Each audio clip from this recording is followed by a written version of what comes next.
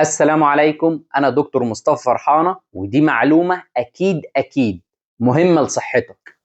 في سؤال بيقول: هو الكركديه بيوطي الضغط ولا بيعلي الضغط؟ الكركديه اللي من واحنا صغيرين سمعنا عنه تقريبا كل حاجة.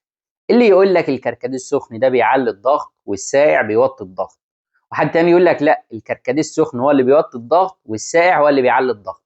واحد يقول لك يا عم انا بشرب الكركديه ده لا ضغط بيعلى ولا ضغط بيوطي.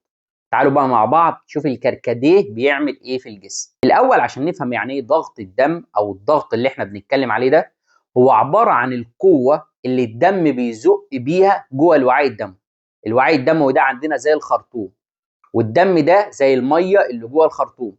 كل ما كميه الميه زادت، الضغط بتاعها على جدار الوعاء الدموي او الخرطوم ده زاد، وكل ما الخرطوم ده كان اضيق برضه الضغط هيبقى على الجدار بتاعه اكتر او اكبر.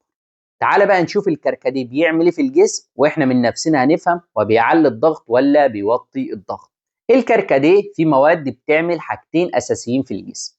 الحاجه الاولى ان هو بيوسع الاوعيه الدمويه، يعني بيخلي القطر بتاع الوعي الدموي اوسع، وبالتالي الضغط على الجدران بتاعه الاوعيه الدمويه هيكون اقل شويه. تاني حاجه الكركديه بيعملها انه بيعمل اضرار للبول، يعني بيخلي الجسم يكون بول اكتر، فالواحد يدخل الحمام اكتر، وبالتالي الجسم هيفقد ميه، فبرضه كميه الدم هتقل، فالحاجه اللي بتضغط على جدران الاوعيه الدمويه برضه هتقل.